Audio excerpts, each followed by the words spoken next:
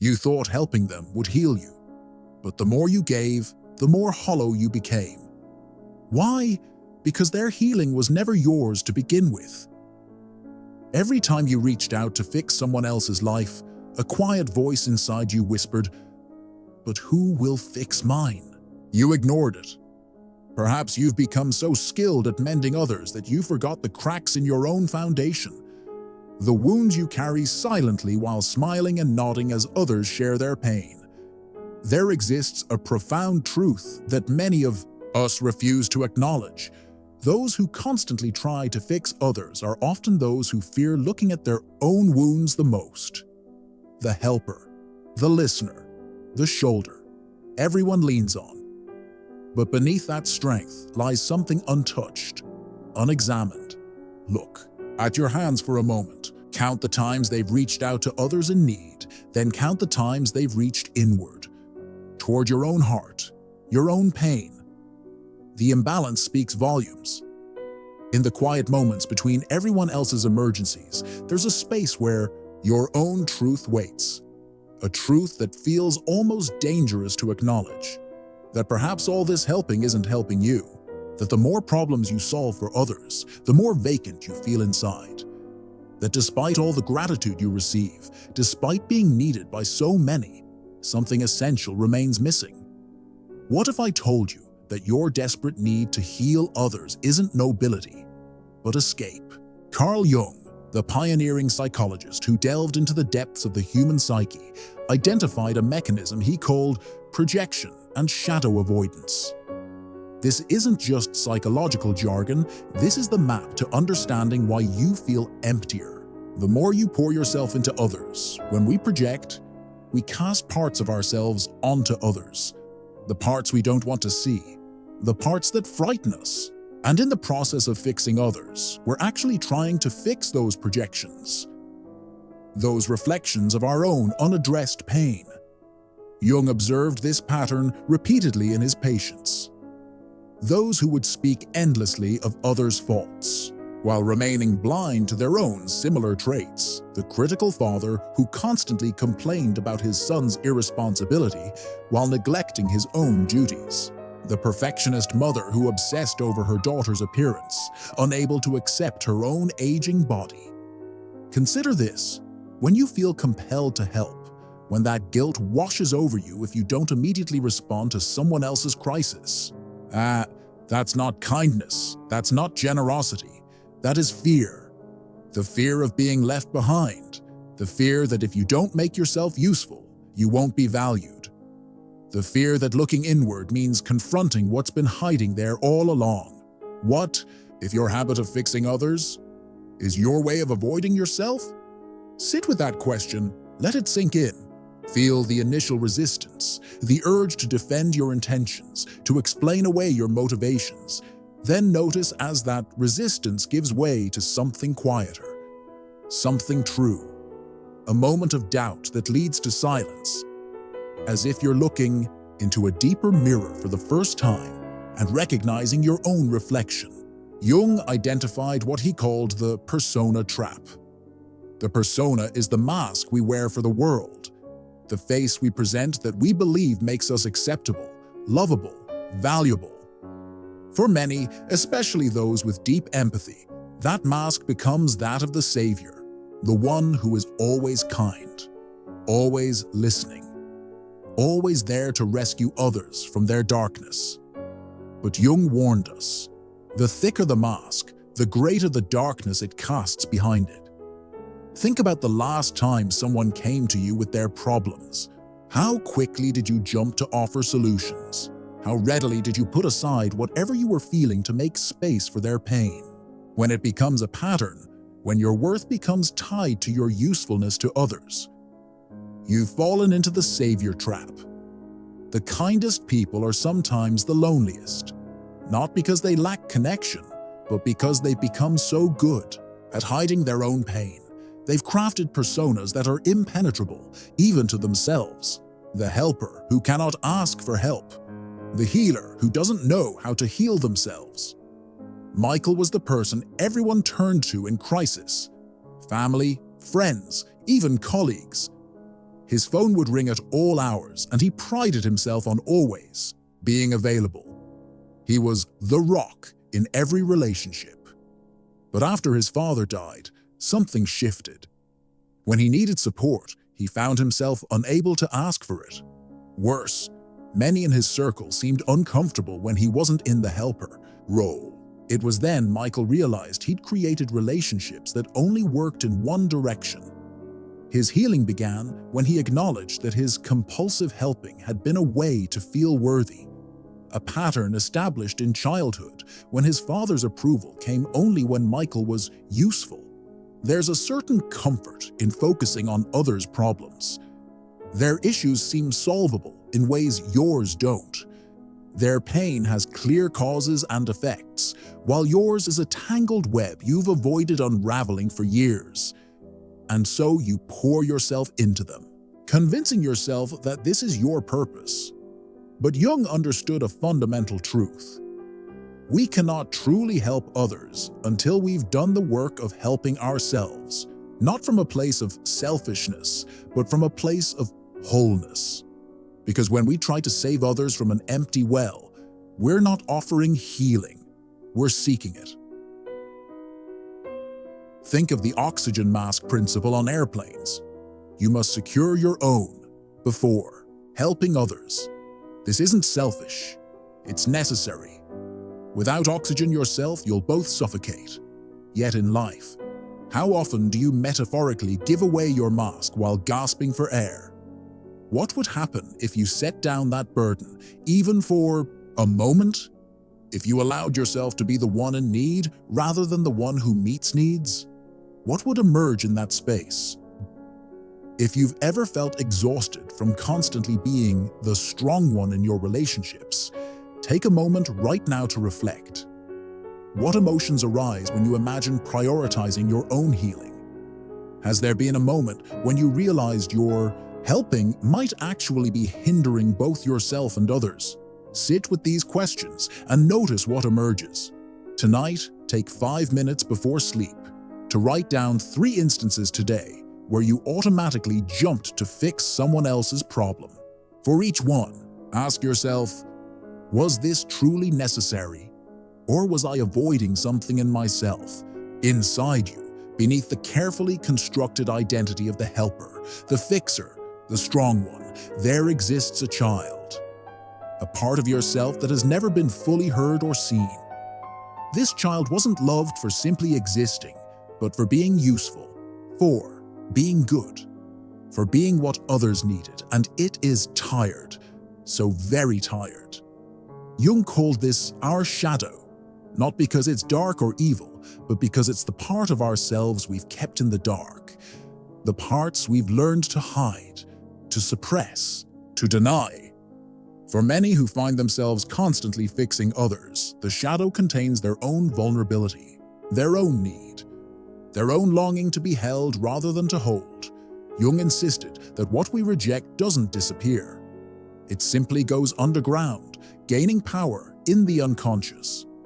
He wrote, "Everyone carries a shadow, and the less it is embodied in the individual's conscious life, the blacker and denser it is. This is why those who appear most saintly on the outside often struggle with the most intense shadow material. The more you identify with being the good one, the helpful one, the more your shadow accumulates all the unacceptable parts.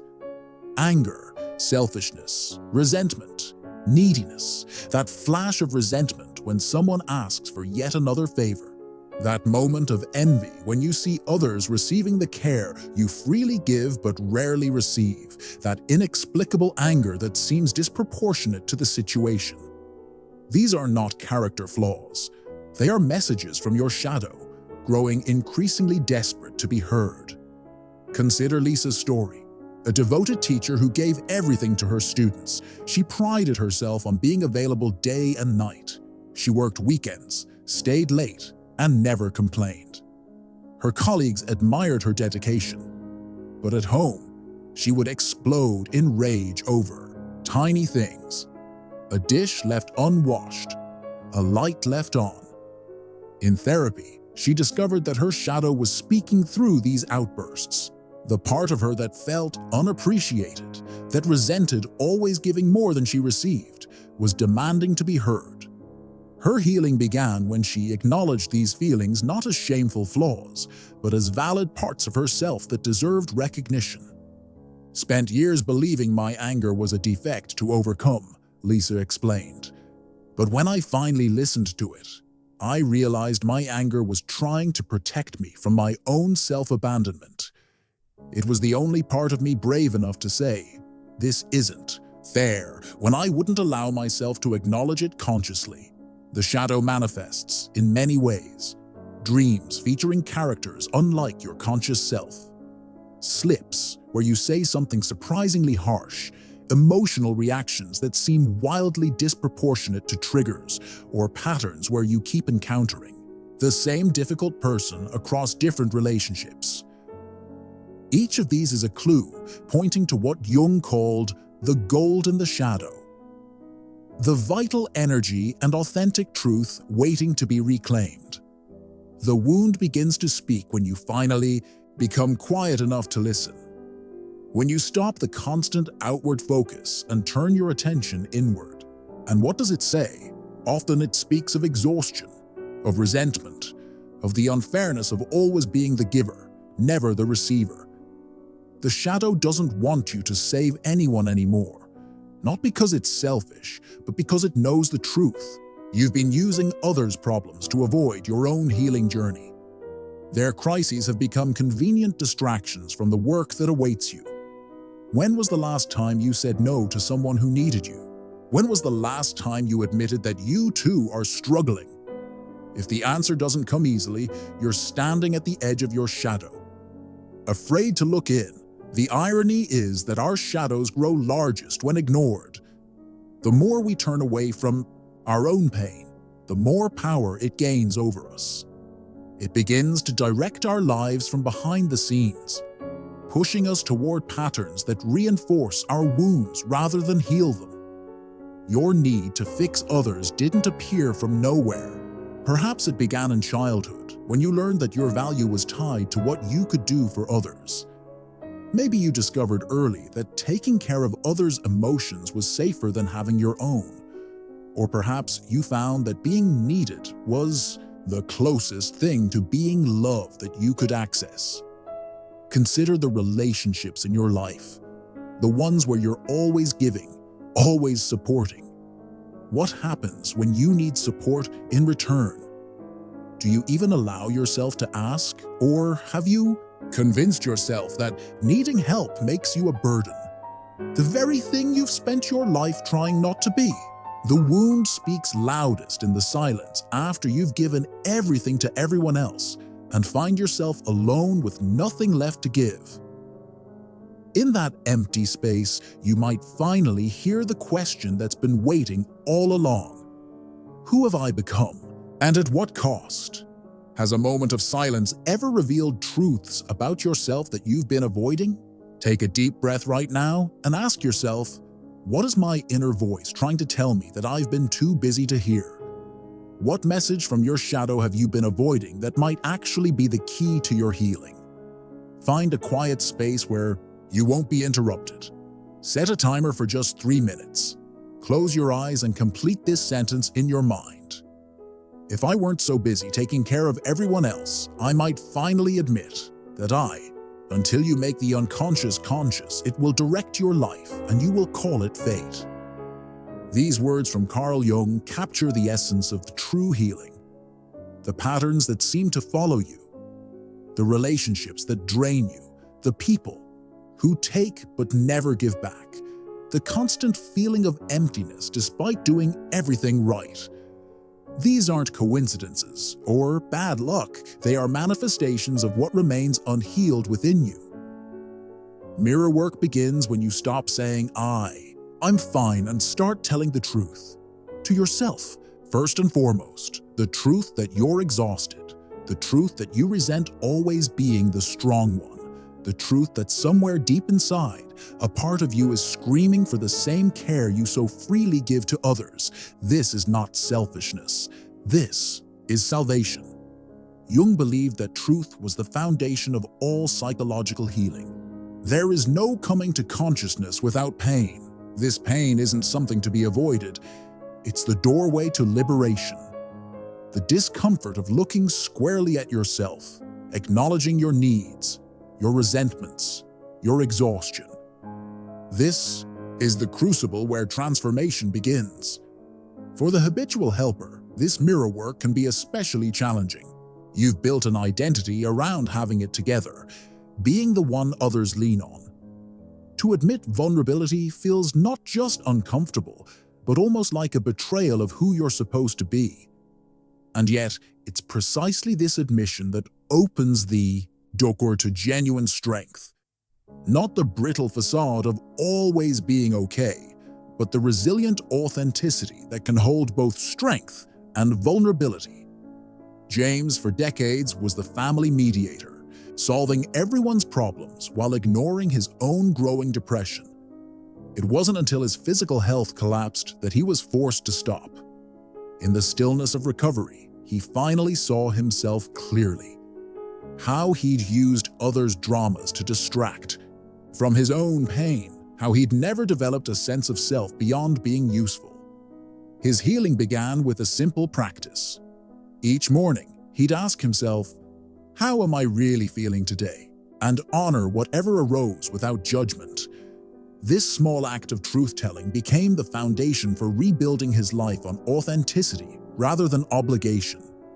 The hardest part, James reflected, was letting people see me struggle. I'd spent so many years being the capable one, the one with answers. But there was such unexpected grace in finally saying, "I don't know," or "I'm not okay." The relationships that deepened as a result were worth the temporary discomfort 1,000 times over. What James discovered is what Jung called the healing fiction. The stories we tell ourselves about who we must be to deserve love and belonging. When we begin to question these stories, to test them against reality rather than continuing to live by their invisible rules, we often discover they were never true to begin with. People don't love us only for our utility. Our worth isn't measured by how much we sacrifice. These are distortions born from early wounds perpetuated by an unexamined life. In the quiet moments when no one is watching, when no one needs anything from you, who are you? Beyond the helper, the fixer, the savior, who is the person beneath those roles? Many who have built their identity around helping others find this question terrifying. Because without those roles, they feel invisible, purposeless, unworthy of the space they occupy. Jung believed that wholeness, what he called individuation, requires integrating all parts of ourselves, not just the noble, giving parts that others applaud, but the shadow parts too. The parts that are angry, that want recognition, that are tired of putting everyone else first. Instead of running to those who need saving, turn around and ask, who will save me, if not me? This question isn't meant to inspire self-pity. It's meant to awaken self-responsibility. The recognition that while others may support your journey, no one can do your healing for you. Just as you cannot truly heal others, no matter how desperately you try. Mirror work means looking unflinchingly at your patterns. Why do you always attract people who need rescuing? Why do your relationships often feel one-sided? Why does saying no feel like a moral failure rather than a healthy boundary? The most difficult truth for many helpers to accept is this: sometimes your helping hurts. When you rush in to fix others' problems, you may be denying them the growth that comes from facing their own challenges. When you consistently put others' needs before your own, you model a relationship with self that is based on neglect rather than care.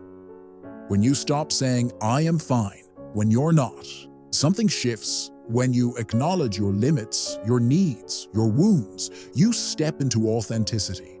And from that authentic place, you can offer others something far more valuable than rescue. You can offer them the example of someone doing the courageous work of healing themselves. Take a moment to reflect on a relationship where you consistently put the other person's needs before your own. What would change if you brought more balance to that dynamic? What fears arise when you imagine setting stronger boundaries? Choose one small boundary you can set this week. Perhaps it's saying, "I need to think about it," instead of an immediate yes, or requesting time for yourself. Notice the discomfort and breathe through it rather than immediately retreating. The journey from fixer to healer, from saving others to saving yourself, culminates in reclaiming your self-authority. This isn't about becoming selfish or uncaring. It's about returning to yourself the power you've been giving away. When you let go of others, not from a place of coldness, but from a place of wisdom, something profound happens. You no longer need to save them to feel valuable. You no longer require their dependence to feel needed. You no longer measure your worth by how much you sacrifice. This is inner pride, knowing your value exists independent of what you do for others. No need for anyone to understand. No need for anyone to acknowledge you are still enough. Jung wrote extensively about what he called the inner authority. He believed that an excessive reliance on external validation and guidance was a form of spiritual immaturity. True adulthood, psychologically speaking, requires developing an inner reference point, a connection to one's own wisdom and values that isn't easily swayed by external pressure or approval. For the habitual helper, this inner authority is often the last frontier of development. You've spent so long attuning to others' needs and expectations that your own inner voice may initially seem faint or uncertain. Jung believed that true individuation, becoming who we truly are beyond societal expectations and conditioned responses, requires this reclamation of authority. The authority to define your own worth. The authority to set your own boundaries. The authority to say, "This far and no further," when others ask for more than you can healthily give. David's transformation began after his divorce, when he realized how much of his identity had been wrapped up in being the family problem solver. Everyone came to him with their troubles, but no one seemed to see his struggles. His journey to self-authority began when he declined to mediate yet another family conflict, stating simply, "I need to focus on my own healing right now." The initial Leon's pushback was intense. Accusations of selfishness, guilt trips, anger. But as he held firm, something unexpected happened. Some relationships deepened into mutual respect, while others naturally fell away. For the first time, David was relating to others from a place of choice rather than obligation. The most surprising thing, David shared, was discovering that some people actually respected me more when I started having boundaries. I'd been so afraid of disappointing others that I never realized some of them were just waiting for me to finally stand up for myself. And those who couldn't handle my boundaries, they weren't really seeing me anyway. They were just using me as a function in their lives. This is what Jung meant by differentiation, the psychological process of defining yourself as separate from the systems you belong to, whether family, community, or culture. It's the ability to say, "This is me and this is not me," to identify your own values, needs, and boundaries apart from what others expect or demand. Differentiation doesn't mean disconnection. Ironically, it's only when we're clear about who we are that we can truly connect with others in a healthy way. Consider how often you've dimmed your own light to avoid outshining others. How frequently you've swallowed your needs to make room for theirs. How consistently you've abandoned yourself at the first sign that someone else required attention. This pattern doesn't emerge from strength, but from fear. Fear that if you don't constantly prove your usefulness, you'll be abandoned. Fear that your inherent worth isn't enough to merit love, connection, belonging. Fear that the real you, with all your needs and wounds and imperfections, is somehow unacceptable. Reclaiming self-authority means challenging these fears, testing them against reality, discovering that when you show up authentically, when you speak your truth and honor your limits, the right people don't leave. They draw closer, and those who can't handle your authenticity, they were never yours to begin with. True strength isn't found in never needing, but in acknowledging your needs without shame. It isn't found in never showing vulnerability, but in being courageously vulnerable with those who have earned your trust. It isn't found in never taking, but in the gracious receiving that completes the circle of giving. As you begin to reclaim your self-authority, you may notice resistance, both from within and without. Those accustomed to your constant availability may push back when you establish boundaries. Your own inner critic may label your self-care as selfish. Old patterns will fight to maintain their grip. This resistance isn't a sign you're on the wrong path.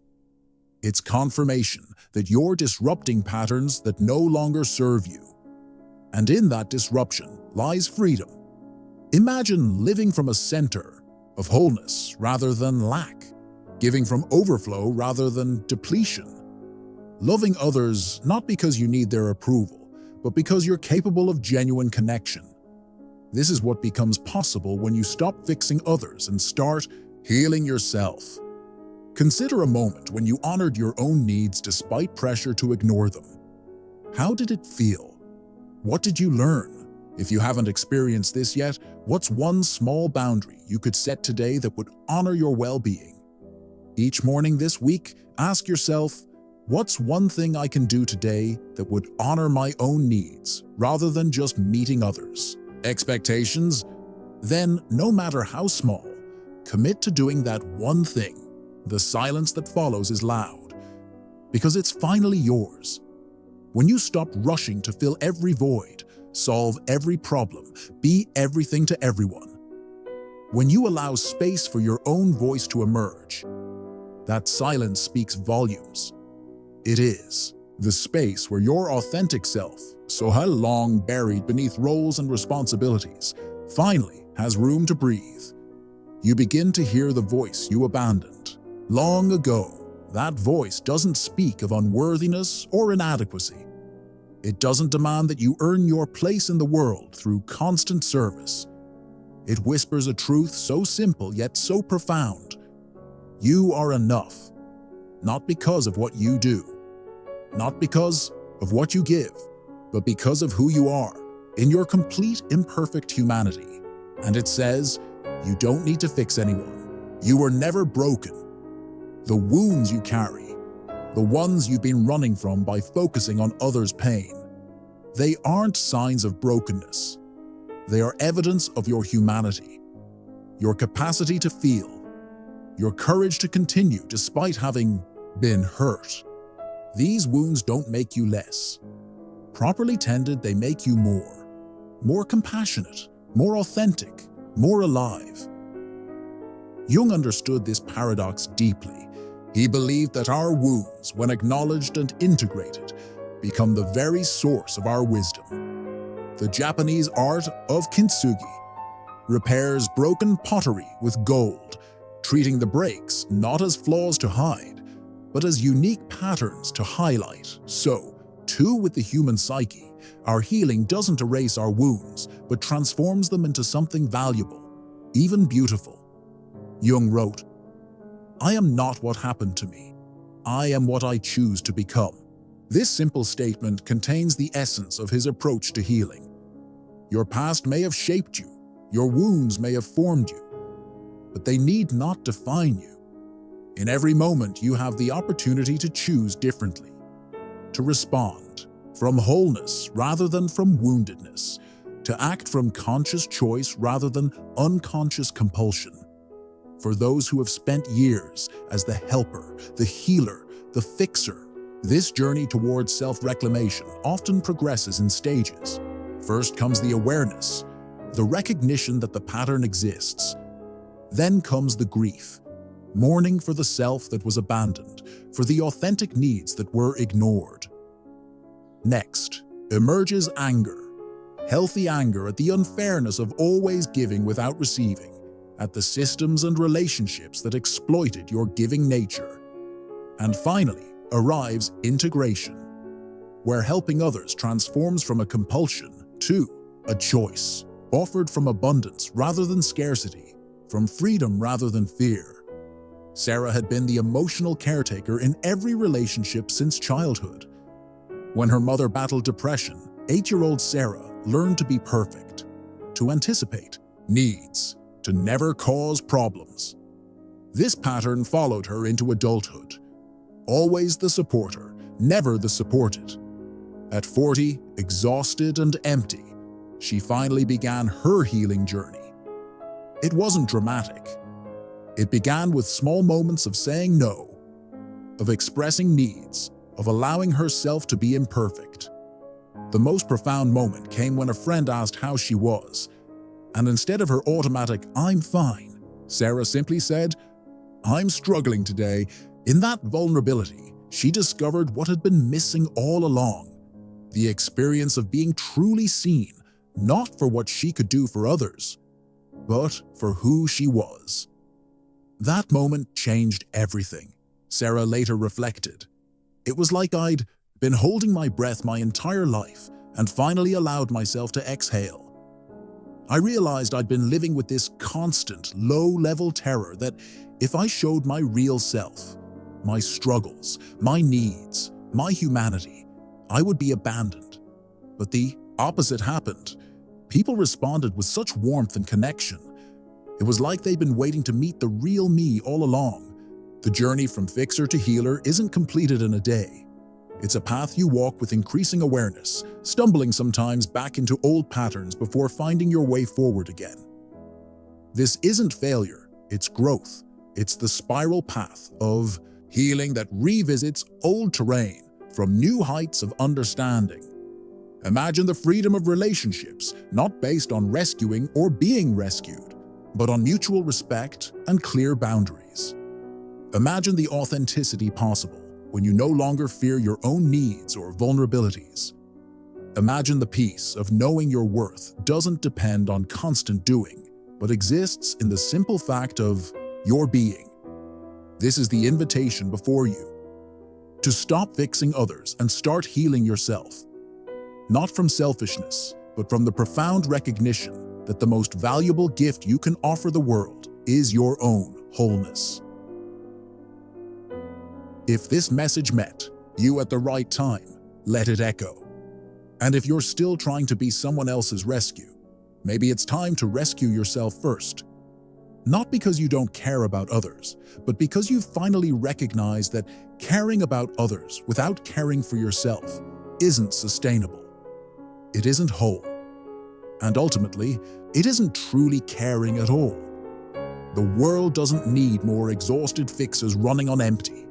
It needs whole human beings with the courage to face their own shadows and the wisdom to offer others not rescue, but presence. Not solutions, but space to find their own way.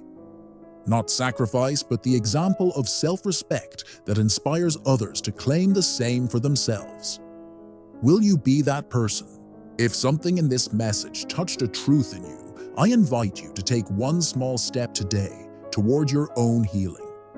It might be as simple as 5 minutes of quiet reflection, writing in a journal, or speaking a need aloud that you've been denying. Share what resonated most deeply with you in the comments. Your insights might be exactly what someone else needs to hear today. This journey is both deeply personal and universally human. We walk it alone, but we don't have to walk it in isolation. If you found value in this exploration, help it reach others who might be standing at the same crossroads you face today. Sometimes the most profound transformation begins with the simplest: recognition that you matter too.